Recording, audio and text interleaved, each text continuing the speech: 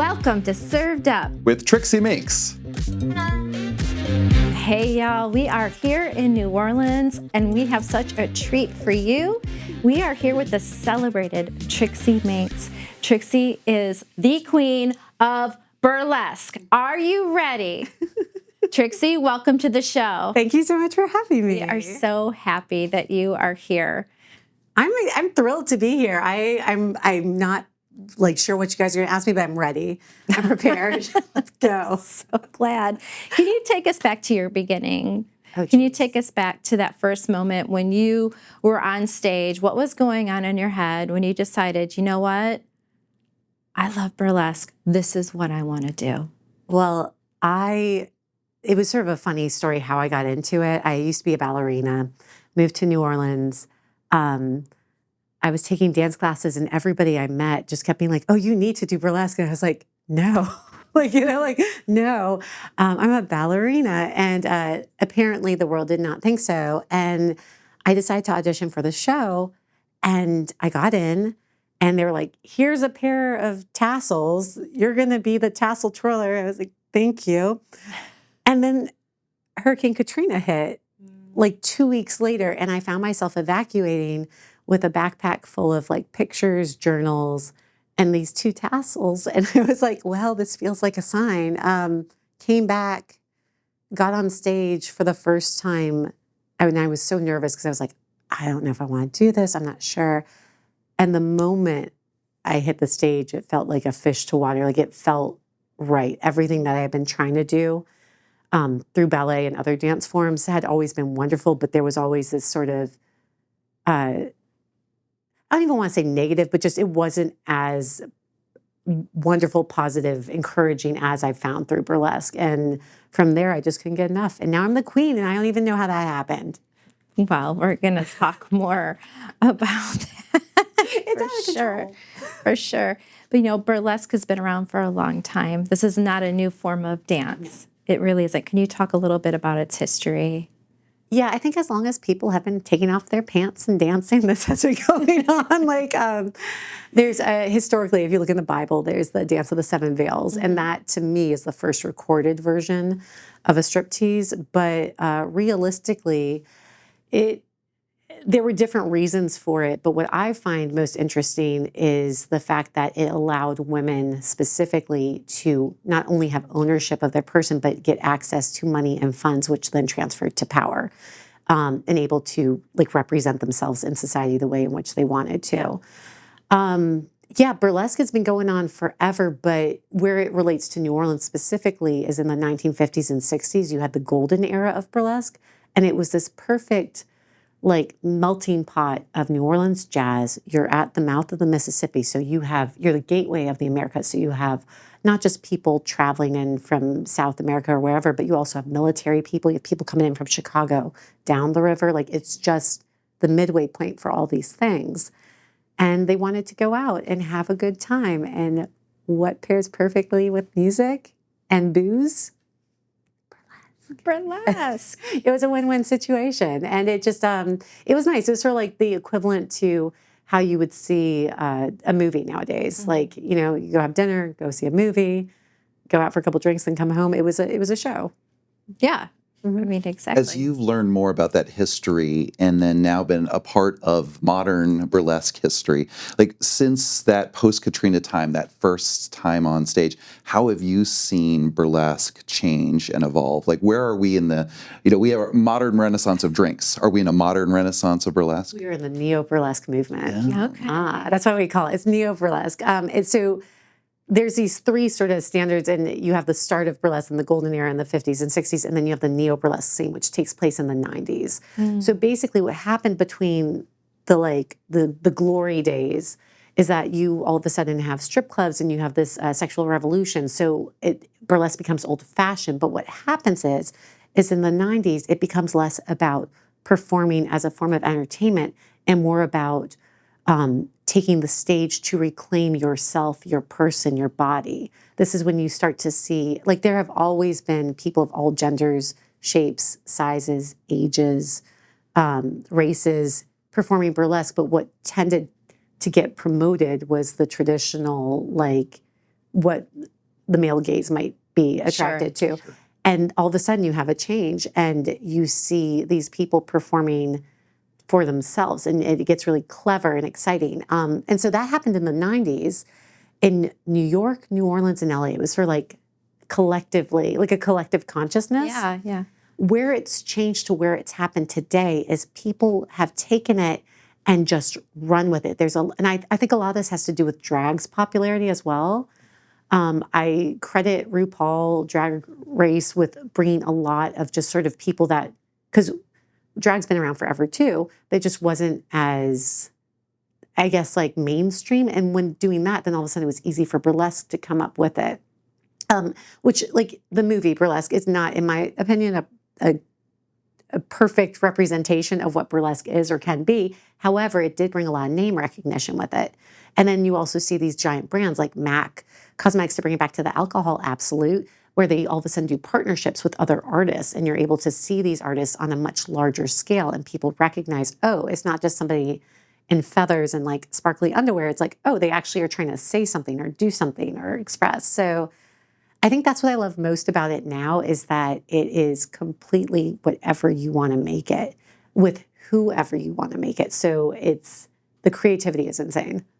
You talk a little bit about, empowering yourself, right? So how do you use burlesque as a platform for empowerment, both off stage and on stage?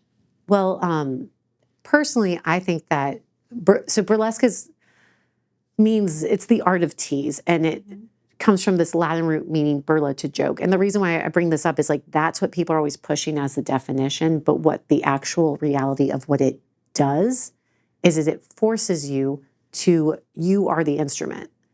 Like, you can cover yourself with all sorts of things, but at the end of the day, it's you and it's your body, and you can be a different character or a different whatever. But when you take off a glove and you're showing your hand, and we all have hands, like nobody cares, but you make it something special, and the audience like builds it up for you, and you're literally like celebrating the human form. A hand, which means like it's nothing, like it's a hand, but all of a sudden it's like, oh my God, it's a hand! Look what it's doing! Like, it's like you build this excitement, and it sounds so crazy, but like that is where the empowerment comes in. It's not simply the stripping of clothes; it's the revealing of your person, the revealing of your body, the celebrating of others. Like, it's very much burlesque. I don't think can be done without audience participation. They work together, and the audience builds up the performers build up the audience. And there are so many people that come up to me after shows, and they're like, I want to do this, I'm going to do this. And even if they don't do it on stage or professionally, like, they go home and they like, I can do it. Like, I feel good. And it's about feeling good for yourself as well.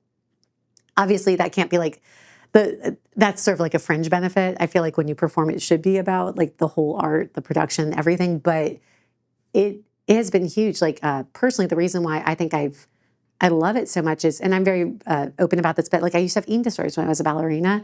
And this was one of these things that like really helped me move past that, was like, oh, all bodies are good bodies. Like, we're upright, we're moving. And even if you're not, like, make it work, shine, kick a leg, figure something out, do a fan kick, have somebody push you around. Like, and it's crazy because you can. Like, it's amazing. On that note, I mean, in your journey, you started off as a dancer, you're still performing today, but you've done so much more for the community. And you were just talking about how people come up to you all the time, like, I want to do that. You have let how many people do that professionally as well as recreationally, right? What are some of those initiatives you have going on in New Orleans and now abroad to some degree? Thank you for asking. I'll toot my own horn. I have a little school.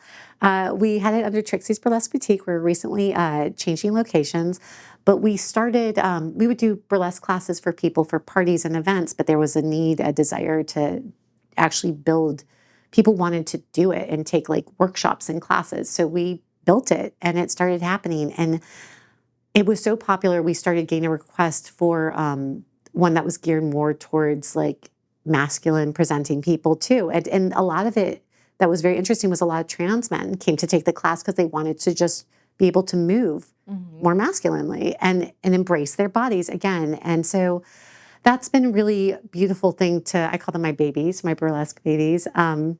But my students, whether they go on to do it professionally, recreation, or if they never even perform at all, they just take the class and that's enough for them.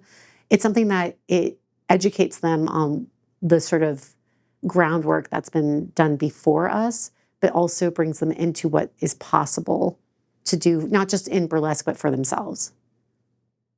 I love that. In burlesque in NOLA, it doesn't just live like on stage, right? No, it spills into the bars, into the lounges, and like just the historic venues that are throughout this city. So how do you see burlesque continuing to the city's hospitality economy and the culture of tourism? I think it's necessary and interesting because I had actually talked to somebody about this. If you come to New Orleans once, you do a little bit of this, a little bit of that, it's great. But if you're coming annually, for example, for Tales, or for, whatever trip, you're just coming again and again, there's only so many times you can hear the same jazz band, have the same cup of gumbo at the same restaurant, and you should explore. And it should be, there's nothing wrong with a classic, but you should also grow your experience. And I think what burlesque does is it is a huge part of the city's culture, but it doesn't need to be something that's hidden or bad or that's, just for the adults. It is just for the adults, but just but naughty. Yes. It doesn't have to be. It can be so much more. And it's funny when you talk about bringing in with just tourism and bar sales and stuff like that. There's a lot of crossover. I did a talk with Poppy Tooker actually about this. I love Poppy. I love Poppy too. Louisiana Eats. Oh, yeah, she's the best. She is the best. She's amazing. But we were talking about how with burlesque, you have the classic girl in the champagne glass. That's Dita Von Teese's trademark routine is she's in a martini glass. A lot of people have champagne coupes, but burlesque lends itself to beverage service. So when you have an event, it's not simply, oh, we hired a dancer for the event, but you can have a dancer that's in a champagne skirt. You can have an aerialist pouring champagne. You can have a dancer in a champagne glass, pouring champagne or whatever, mixing cocktails, etc.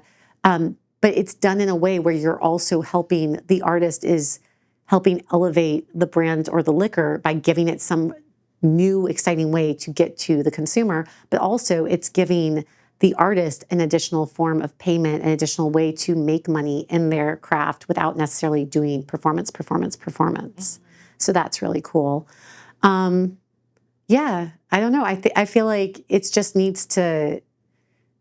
everything needs to grow. Food, drinks, everything. And again, you can never mess with the classic, but if you don't at least elevate or innovate, it can get tedious. And you're doing a lot of that now, right? Because you have Trixie Minx Productions, quite the entrepreneur, the puppet mistress. What is? So you're working with more artists than just dancers too, right? Really, you're employing people all over, again, not even just New Orleans, but increasingly around the country of all different kinds of talents and not just the arts, but magicians and tell us a little bit about that. Well, this was a giant accident. None of this was supposed to happen. I was literally just trying to do something fun, and then this happened. And that's literally that's how it happened. I was working in a show, my very first show. The producer was horrible, and I was I almost quit.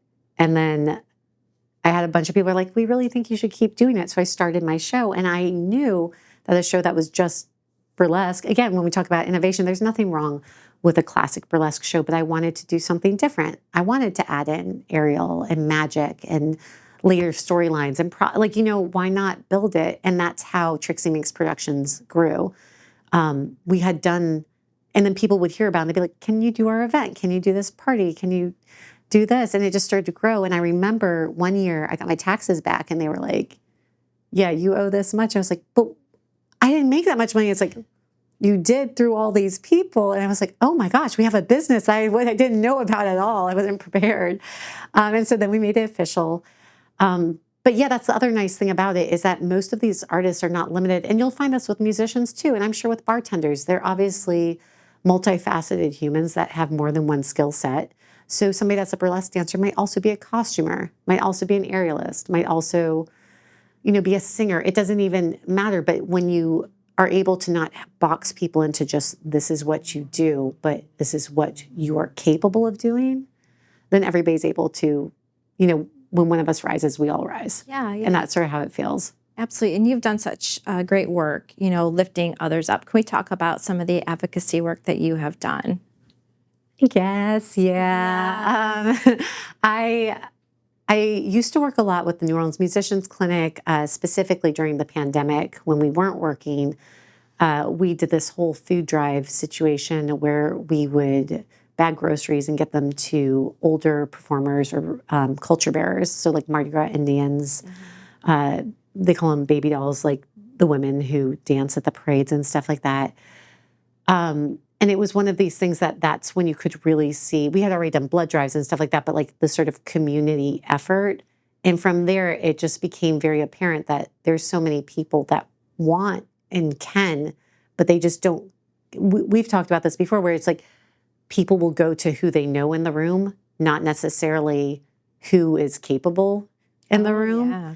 And that's when it was like, you know what? I know you want to hire me, but I would love to bring in this person who really is going to be the perfect fit, or this person. And it's amazing because you see a lot of that in New Orleans right now specifically, because I truly think the pandemic was a sort of a great way to wipe the slate clean and build again from the ground up. And everybody, like, we all had to start over. So it was really nice to be like, okay, cool, let's bring you up. Let's bring you up. Let's all win in that situation. Yeah, it's really super amazing. And I know that as someone who you collaborate very closely, with bars, with restaurants, with live venues, right? I mean, it's such a blurred line from hospitality to the arts because it's so intermingled. It's all service. That's and so, how do you think that the hospitality industry benefits from the arts, from the performance arts specifically, and here in New Orleans, and what more can be done to strengthen that relationship? I think it's definitely, they work together. Like, for example, when you have a show, somebody is literally locked and loaded in that venue, that bar. So like somebody that might go out for a drink, 2 drinks, or whatever, and then they're done. This is sort of like, you're here, so you're going to be here, so you're going to drink. And even if you're like, you're going to bring other people with you to there is a reason to be here. There's a reason to, be present and spend your money, not just on the performers, but in the venues with the bartenders, et cetera. I don't know. I feel like it works just together because the performers give people a reason to come. And then the bartenders just, again, like, they're the support, and they're like, we got you now that you're here. But then at the same time, that's something nice too, that even when the performers are not there, they might have brought somebody into that venue that would not normally have been in that venue. So then they can come back when it's just working as a bar. Mm-hmm. Like we were talking about that with Toulouse Theater. I have a show that runs there, been there for almost 20, it'll be 20 years this year. Congratulations. Thank you. Wow. But that bar's gone through so many things. That bar used to be One Eye Jackson. Before that, it was the Shim Sham. And this bar is part of the neo-burlesque movement. This is where the Shim Shamettes started, which was the first like major group in the early aughts, late 90s, to really bring back sort of vintagey burlesque. So it's cool to be able to continue that legacy with them. But it's the same thing. Like, it really is bringing attention to the bar where somebody's like, why would I go here? Because you might have Patos that like has a more popular like reputation just because of the hurricane and all that stuff. And then it's like, well, but we can go here and there's still all these, it's a beautiful bar and beautiful experience. I don't know. Yeah, it's very much intertwined. Exactly. Yeah, I actually bartended here in New Orleans prior to being Trixie Minx. And I was in school and I was like, I need a side hustle. And I was working at a restaurant, and one of my friends, this is so crazy, she was working the Playboy Mardi Gras party at this bar and found out she was pregnant. And this was back when you could smoke in bars. And she's like, I can't be in the bar. I'm pregnant. She's like, can you do it? I was like, I don't know how to bartend. They're like, we'll give you a quick crash course. Like, I already had my ABC card. It was like, let's go, go, go. And I learned how to make drinks. And that first Mardi Gras is really what changed my life. And then what I think a lot of people don't recognize is that the income you can make from bartending or working service in the city is honestly what like allowed me to be able to have the flexibility to become Trixie Minx and stuff like that. Like I was able to know that I didn't have to make all my money off a show when I first started, because I was still like had my hands in different pots, and it was great. But yeah, no, it was incredible. I think everybody should be required to work service at some point in their life if they're going to eat in a restaurant or drink at a bar. Yes. It's Say like it again from the rooftop. And the kids at home. Yes. Everyone should work in hospitality. Everyone should, because it teaches you so many skills. And it teaches you, like, above all, like, just how to be a decent human being. Yes. Because, like, that's the thing, is that when people are like, give me this, give me that, give me that. I was like, I know your mom didn't say that. I know your mom taught you better. And now you're just being bad. So that's the thing, is like, you got to like learn, become a server, even if it's just for like a month, or a bartender, just to have the experience about what it feels to work in service. And it will change your experience when you dine out for the rest of your life. Yeah. Change your life. Yeah. It changed your life. Oh, totally. 100%. What for you, I mean, coming out of other forms of dance and then finding burlesque again 20-something years ago now, what doors has that opened for you? Like, have you, name a moment or two where you're like, I can't believe I'm doing this right now? Performing at the Kennedy Center, 100%. Wow. When I was a little girl, or, you know, a teenager, I trained at the Kennedy Center with Suzanne Farrell. And that was an amazing experience. And to go back decades later with the Preservation Hall Jazz Band, with Big Frida, of all people, my dancers, there was so many people like involved in this project. It was this crazy collaborative project. And to be on the stage in the venue that we had, like, I spent myself, like, I know this place, but I was there as a ballerina. And then to come back, and I had this sort of full circle moment where I ran into American Ballet Theater, was also performing at one of the theaters there. And my dance teacher from Miami was now a director, or not a director, but she was doing something with the coaching over there. And I ran into her in the hall, and I was like, this is ridiculous. Like, I'm in a blonde wig and sparkles, and she's got her dance bag on. And it's like, what are you doing here? What are you doing here? But it felt amazing to be able to take what we do and be able to bring it into an actual space that celebrates arts in America, and then to have it recognized among so many other people. I thought that was my like full circle, like, holy, I don't know if I'm allowed to say shit, but like, shit, you know? Like, holy shit. It was crazy. It was crazy. That for sure. But also it's allowed me the ability to travel. I joke that I never actually go anywhere without a wig and a pair of pasties, but like, I've been able to go to Australia, Switzerland, for whatever reason. I end up there a lot, like, you know, all over the United States, Mexico, like the cruises randomly, like, just like, and it's one of these things that it's not like, the travel is nice, but the representation of New Orleans and this art form, there are so many people that are like, oh, I didn't know it could be done like that. And that is the like aha moment of like, yay. Like, Well, you're the queen for a reason. I've been here long enough. If you do it long enough, they'll give you a crown. It's true. I'm the queen of cheese too. I don't know if you know that. Quite literally. Like the queen of cheese, like dairy products. But that was something I spoke. Wait, did you say you're the queen of cheese? Yes. Okay. Why? How? I really like cheese. I can't love cook. cheese too. I know, I it's thought I was amazing. the queen of cheese, but Well, I mean, it's more regional. So maybe you are the queen of cheese. okay.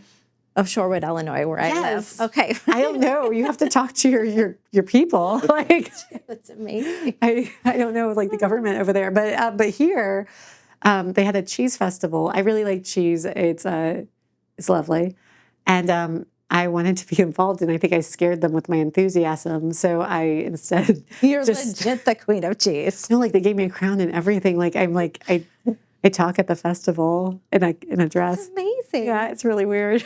Not at all. I celebrate you, and I celebrate all things cheese. It's amazing. It is amazing when you're performing and then people like come and bring you cheese when you're not expecting it. Like that. Surprise cheese. That's another thing we're talking about. Like, how did burlesque get you the free cheese? That's amazing. You were in it for the free cheese? You didn't even know it. I didn't know at the time. And now I'm like, yes. Okay, so then if you could host the ultimate dinner party, first of all, who would you invite? What would you serve?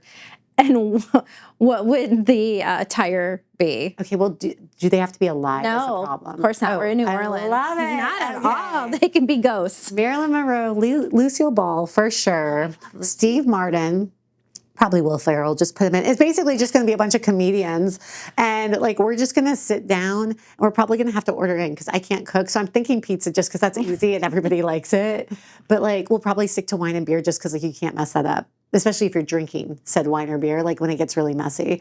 But the food would be terrible. But we would have the entertainment would be amazing though. It would be amazing. It would be great. It would be so amazing. I feel like everybody likes pizza. Probably pizza. Well, there's cheese involved, so right away you're halfway there. Great. It's an easy food. Where can our listeners and viewers find you? You can always find me on, I feel like I should look into the camera. You can find me on my website, trixieminx.com. If that's too creepy for you, find me on Instagram at Trixie NOLA. That's TRIXIENOLA. Or find me in New Orleans, which is the best place to find me because then you can find me at a show. You know, I can't tell you how much that we are just so honored that you took time to come on Served Up. You are such an icon in the industry, not just, you know, in burlesque, but in hospitality as well, because you have performed and have uplifted so many venues that brings in jobs to, you know, so many people. And you have brought smiles, right, from people just all around the world. And so I just want to thank you so much for being on Served Up. And I want to wish you just some great health and a lot of peace. Trixie, thank you so much for coming on the show. Thanks for kicking it with Served Up. Very nice. Good job.